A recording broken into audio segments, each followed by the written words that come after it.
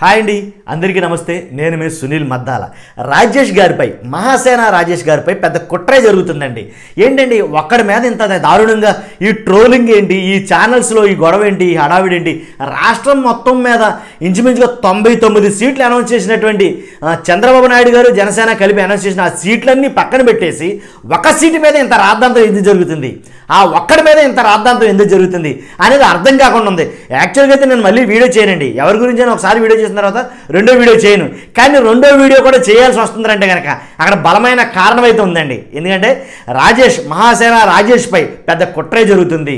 ఎందుకంటే తన ఓటమికి ఎన్ని అవకాశాలు అయితే ఉన్నాయో, తన ఓటమికి ఎన్ని రకాల కారణాలు అయితే ఉన్నాయో అన్నీ వాడుతుంది రాజేష్కి వ్యతిరేకంగా ఒక ప్రధానమైనటువంటి పార్టీ అని నేను చెప్తాను.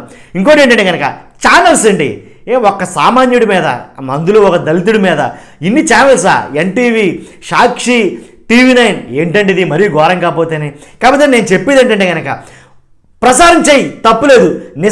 నిజం ఉంటే కనుక ప్రసారం చేయి, తప్పులేదు. నిజాయితీ ఉంటే కనుక లేనివి కల్పించి ప్రసారం చేయడం తప్పు అని నేను అంటానండి. ఎందుకంటే రాజేష్ నా బంధువు కాదు, ఆయన నా చుట్టమో కాదు, కానీ వ్యక్తిగతంగా నేను అతను కలిసిందే లేదు. వాస్తవం మాట్లాడాలంటే నేను ఆయనతో మాట్లాడలేదు, కానీ ఆయన గురించి తెలుసండి. వాస్తవంగా చాలామంది తెలుసు. కొంతమంది కామెంట్ చేశారు. నేను ఇంతకుముందు ఒక వీడియో చేశా మహాసేన రాజేష్ గారి పైన సోషల్ మీడియాలో విష ప్రచారం జరుగుతుందని. వాస్తవం అండి, కాబట్టే చేశాను ఆ వీడియో. చాలామంది కామెంట్లు పెట్టారు, చాలామంది స్పందించారు. కాబట్టి నేను ఆ విషయంలో మీ అందరికీ ధన్యవాదాలు తెలియజేస్తున్నాను. కొంతమంది మంచిగా మాట్లాడారు, కొంతమంది చెడ్డగా కామెంట్లు పెట్టారు. ఏదేమైనప్పటికీ నాకు తెలిసిన నిజాన్ని నిర్భయంగా చెప్పాలనుకుంటాను. అది నా పంద. ఎవడేమనుకున్నా కానీ నాకు అనవసరం. కాబట్టి నేను చెప్పేది ఏంటంటే కనుక ఇప్పుడు ఈ వీడియో ఎందుకు చేయాల్సి వస్తుంది అంటే కనుక రాజేష్ గారి పైన నేను ఏదైతే అంటున్నాను, ఆయన వీడియో చేయడం జరిగింది మహాసేన రాజేష్ గారు. ఇక నేను ఆగిపోతా. నిజమండి, ఆగిపోకపోతే తొక్కేస్తారు. వాస్తవం. ఎందుకంటే కడమజాతుడు కాబట్టి. నిజమండి, అంటే దళితుడు కాబట్టేనా ఇంత కుట్ర, లేకపోతే కావాలని చేస్తున్నారా ఏంటండి? ఎక్కడ ఒక్కడండి, ఎక్కడ మీడియా అండి బాబు? పెద్ద పెద్ద ఛానల్స్ ఇతని కోసం యాంటీగా పనిచేస్తున్నాయంటే ఇతను ఏమన్నా సంఘ విద్రోహ శక్తి కాదు కదా. సామాన్యుడు, సగటు మానవుడు, అందులోనూ దళితుడు కాబట్టేనా ఇంత కుట్ర జరుగుతుంది అని అయితే నాకైతే నిజంగా లోపల నుంచి ఒక రకమైనటువంటి ఫీలింగ్ అయితే కలిగిందండి. ఇది కరెక్ట్ కదా అనిపించింది. అంతే బాధ రాజేష్ మహాసేన పడ్డారన్న విషయం నాకు అర్థమైంది.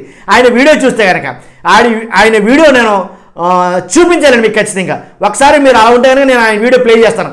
ఒకసారి హాయ్ అండి, అదే నేను వినిపించాలనుకున్నాను కదా రాజేష్ మహాసేన గారు ఏం మాట్లాడుతుందో ఒకసారి విందాం. గెలవటం, అసెంబ్లీకి వెళ్ళడం కూడా పక్కన పెట్టి పోటీ చేయటం కూడా ఇంతమందికి నచ్చట్లేదని, నాకు అవకాశం కల్పించిన తెలుగుదేశం పార్టీ, జనసేన పార్టీని కూడా ఇంత సెంటిమెంటల్ బ్లాక్మెయిల్ చేస్తారని నేనైతే ఊహించలేదండి. వింటున్నారు కదండి. దయచేసి మీరు నిజంగా అంత ఘోరంగా వారి మీదకి సెంటిమెంటల్ బ్లాక్మెయిల్ చేద్దామనే ఆ ప్రయత్నం కనుక చేస్తే బ్రాహ్మణ సంఘాలు వ్యతిరేకం నా కోసం అంత పెద్ద పెద్ద ప్రచారం చేస్తున్నారు, బదనాం చేసేయాలని. నిజంగా తలుచుకుంటుంటే ఒకసారి జగన్ రెడ్డి స్ట్రాటజీలు అంతు చిక్కవండి. అసలు నేను నిన్న వెళ్ళాను పీగా అన్నవరంకి. చాలా మంది పీగా సామాన్యుడైన రాజేష్ మీద ఒక TV9, సాక్షి, ఎన్టీవీ, కొన్ని వందల యూట్యూబ్ ఛానల్స్ రాజేష్ మహాసేన ఓడిపోతాడని చాలా తప్పుడు ప్రచారాలు చేశారు. అయితే సరే నేను టెంపుల్కి వెళ్తున్నాను. అది చాలా మంది అంటున్నారు నేను హిందువుల ఓట్ల కోసం టెంపుల్కి వెళ్ళానని. అలా వెళ్ళలేదండి నేను. అదండి జరిగిన విషయం. ఏంటంటే ఇంతలాగా ఒక మనిషిని ఇంత దారుణంగా వ్యతిరేకిస్తారా అంటే కావాలని ఒకరిని ఓడించడం కోసం ఇంత దుష్ప్రచారం చేస్తారా అనేది నాకు అర్థం కాల. నేను ఎందుకు మాట్లాడాల్సి వచ్చింది, నేను ఎందుకు రాజేష్ గారి వీడియో, ఇది నేను సర్వసాధారణంగా రాజేష్ గారి వీడియోలు నేను ఏమీ చూడలేనప్పటికీ ఏదో 1, 2, 3 చూసుంటానేమో. అయితే ఈ మాటలు వింటేనే కానీ నాకు ఒక రకంగా అనిపించిందండి. ఆయన మాట్లాడిన మాటలు మీరు చాలామంది ఉంటారు. నిజంగా అక్కడ బ్రాహ్మణ సంఘాలు వ్యతిరేకించాయంటే లేదు, కానీ ఉన్నట్టుగా దుష్ప్రచారం చేస్తున్నారు. అలాగే హిందువులు వ్యతిరేకిస్తున్నారంటే లేదు, ఉన్నట్టుగా దుష్ప్రచారం చేస్తున్నారు. కాబట్టి అందుగురించే ఎందుకు వచ్చింది తలపోవటం బాబు. నిజంగా ఒకవేళ ఆయన ఇంటిని, చంద్రబాబు నాయుడు గారి ఇంటిని ముట్టడిస్తానా అని అనుకుంటే కనుక నేను ఆగిపోతా. నాకు అవసరం లేదు, నాకు పార్టీ కావాలని లేదు, నాకు పదవులు కావాలని లేదు, నాకు బిల్డింగ్లు కట్టాలని, బొలేరోలు కొనాలి, నాకు ఏమీ లేదు, నాకు పదవుల మీద ఆశ లేదు. అవసరమైతే నేను ఆగిపోతా. అనేసి ఒక డిప్రెషన్లోకి అయితే కనుక రాజేష్ గారు వెళ్ళినట్టుగా మనకు అనిపిస్తుంది ఆ మాటలు చూస్తే కనుక. నిజమండి, వాస్తవం. ఎందుకంటే ఆయన వెళ్ళి ఏదైతే ఉందో ఆ గుడిలో పూజ చేయడానికి వెళ్తే పూజారులు సైతం రాజేష్ గారి దగ్గర లేకుండా బయటికి వెళ్ళిపోయారు అనే ప్రచారం జరిగింది. వాస్తవం మీకు చూపించాలని ఉంది. నా దగ్గర స్క్రీన్ లేదు, లేకపోతే చూపించేవాడిని, మీకు స్క్రీన్ మీద వేసి చూపించేవాడిని. ఏంటి అక్కడ జరిగిన విషయం ఏంటనేది. అక్కడ జరిగితే నిజంగా ఆశీర్వచనాలు అందించారు ఆ గుడి పూజారులు. వాస్తవం అనేది కావాలంటే కనుక మీరు చూడవచ్చు ఆ విషయాన్ని. అలాగే ఇంకోటి ఏంటంటే కనుక ఎక్కడ రాజేష్ గారు ఎక్కడ వైజాగ్లో రాజేష్ గారి కోసం ధర్నా చేస్తున్నారంట.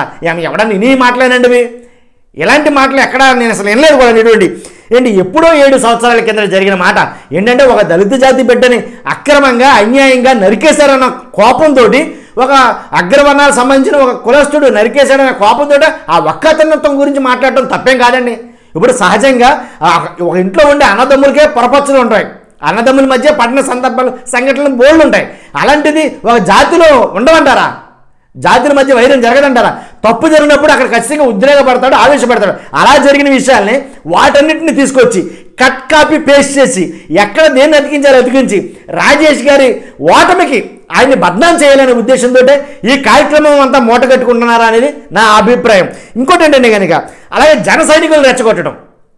వాస్తవంగా అలా జన సైనికుల గురించి పవన్ కళ్యాణ్ గారి గురించి రాజేష్కి ఉండేటటువంటి అభిప్రాయం వేరు, ఆ అన్నకుండే అభిప్రాయం వేరు. ఏంటంటే కనుక మంచి గుడ్ ఒపీనియన్ ఉంది వాళ్ళ పట్ల. ఇప్పుడు కూడా చాలా సంఘటనలో మాట్లాడాడండి. ఏంటంటే కనుక అప్పుడు నాతో అలా మాట్లాడించారు వైసీపీ వాళ్ళు, నేను తెలియక ఆ ట్రాన్స్లో ఉండిపోయి వైసీపీ అనే ట్రాన్స్లో నేను ఉండిపోయి అలా మాట్లాడడం జరిగిందే తప్ప కావాలని నేను మాట్లాడింది లేదు అనేది ఆయన చెప్పడం జరిగింది. నిజమండి, ఎందుకంటే ఎప్పుడుదో మాట పట్టుకొచ్చి ఇప్పుడు పెట్టడం. ఆ రోజుల్లో వాళ్ళకి వీళ్ళకి జరిగినటువంటి ఆ సంభాషణల్ని పోసగుచ్చినట్టు గుదిగుచ్చినట్టు ఒక చోట పేర్చి దాన్ని చక్కగా అలంకరించి వీడియోలు ప్రజెంట్ చేయించడం, ఇవన్నీ కూడా పీ గన్నవరంలో రాజేష్ ఓడిపోవాలి అనే చేస్తున్నటువంటి ఒక భయంకరమైనటువంటి దుష్ప్రచారం ఏంటిది. నిజంగా ఒక సామాన్యుడు ఓడిపోవడం కోసం ఇన్ని ఎత్తులు వేస్తారా ఎవరైనా సరే అనేది నిజంగా కళ్ళకు కట్టుకున్నటువంటి ఒక గొప్ప ఆశ్చర్యం అన్నమాట ఇది. నిజంగా ఇది అంతేకాదు, అగ్రవర్ణాలను దూషించాడని, బ్రాహ్మణ సంఘాలు వ్యతిరేకంగా ఉన్నాయని. ఏంటండి ఇది? ఇప్పుడు వచ్చి అదే చెప్తున్నాను నేను. ఏదో ఒక సంఘటన తీసుకుని ఒక చోట గొడవ జరిగింది ఒక జాతికి, ఆ గొడవలో కొన్ని మాటలు మాట్లాడుండొచ్చు, వాళ్ళు మాట్లాడతారు వీళ్ళు మాట్లాడతారు, మాట్లాడిన దాన్ని నెపంగా పెట్టుకుని ఇప్పుడు ఫర్ ఎగ్జాంపుల్ నా ఛానల్లోనే చాలా కులస్తులు ఉన్నారు, చాలా రకాల కులస్తులు ఉన్నారు నా సబ్స్క్రైబర్లు. కాపు తమ్ముళ్ళు ఉన్నారు, కాపు సోదరులు ఉన్నారు, అలాగే వెలమ సోదరులు ఉన్నారు, బ్రాహ్మణ సోదరులు ఉన్నారు, అలాగే దళిత సోదరులు ఉన్నారు నా ఛానల్లో. అందరూ కూడాను నా సోదరులు లెక్కే, నేను అలాగే ఫీల్ అవుతా. కానీ వర్గ వైషమ్య విభేదాలను సృష్టించాలని లేదా కుల విద్వేషాలను సృష్టించాలని ఈ నెపంతో పీ గన్నవరంలో రాజేష్ మహాసేన అన్న వాడిని ఓడించాలని ఒక కంకణం కట్టుకున్నారు చాలామంది నిజంగాను. కాబట్టి నిజంగా వాస్తవాలు ఏంటనేది చాలామందికి తెలియదండి. అందు గురించి నేను ఈ వీడియో చేస్తాను. మరి ముఖ్యంగా నేను మీకు చెప్తున్నా, నిజాలు తెలియాలంటే ఈ వీడియో చాలామందికి షేర్ అవ్వాలి. దానికి మీరు చేయాల్సిన పని కామెంట్ చేయండి, లైక్ చేయండి, సబ్స్క్రైబ్ చేయండి. ఏ వీడియోకి నేను ఇలా అడుగున్నానండి. కాబట్టి నేను చెప్తుంది ఏంటంటే కనుక 100% చాలామందికి తెలియదు ఏంటంటే కనుక ఈ విషయం కనుక ప్రజల్లోకి వెళ్ళాలంటే కనుక అసలు వాస్తవం తెలియాలంటే ఈ వీడియో షేర్ చేయండి, దాంట్లో డౌటే లేదు. ఇక నేను ఆగిపోతా. ఇలాగ పాపం చాలా బాధ అయితే కనుక ఆయన పడటం జరుగుతుందండి. ఏమండి ఒకటండి, నిజంగా అతను మంచోడు కాదు, లేకపోతే అక్కడ ప్రజలకు నచ్చలేదు, పీ గన్నవరంలో ప్రజలకు నచ్చలేదు అని అనుకుంటే కనుక మీరు దుష్ప్రచారం చేయడం అంటే ప్రజలే ఆయన్ని అంగీకరించకపోతే కనుక పీ గన్నవరం నుండి నియోజకవర్గంలో ఉండే జనాలకు ఆయన నచ్చకపోతే కనుక ఓడిస్తారు, దాంట్లో డౌట్ లేదు ఎవరైనా సరే. కాబట్టి అది అప్పుడు ఎన్నికల కురుక్షేత్రంలో అది తేలుతుంది ఏంటనేది ఆ రిజల్ట్ అనేది. కానీ ఎప్పుడు కావాలని దుష్ప్రచారం చేయడం మొమ్మాటికి తప్పే నన్ను అడిగితే కనుక. ఇది వైసీపీ చేసినా ఎవరు చేసినా మొమ్మాటికి తప్పే. కాబట్టి ఒక సామాన్యుడు, ఒక దళితుడు, ఒక యువకుడు పోటీ చేస్తానంటే వెన్నుతట్టి ప్రోత్సహించాలండి. కోట్లు ఎరకేసుకోవడానికి కాదు కదా, అసెంబ్లీలో తన వాణి వినిపించడం కోసం, నిజంగా తను చేయాలనుకున్న తను చెప్పాలనుకున్న మాటల్ని వినిపించడం కోసం ముందుకొచ్చాడు. కాబట్టి అలాంటి వాడికి పెద్ద మనసు చేసుకుని చంద్రబాబు నాయుడు గారు టిక్కెట్ ఇవ్వడం కూడా చాలా గొప్ప హర్షించేదగ్గ విషయం. ఎందుకంటే టిక్కెట్ కావాలంటే 10-15 కోట్ల రూపాయలు ఆశించే పార్టీలు ఉన్నాయి మన సొసైటీలో. అలాంటిది రూపాయి కూడా నెత్తి మీద 10,000 పెడితే పావలాక్కున్న రాజేష్ని ఇలా నేను తప్పుగా అనుకోవద్దు.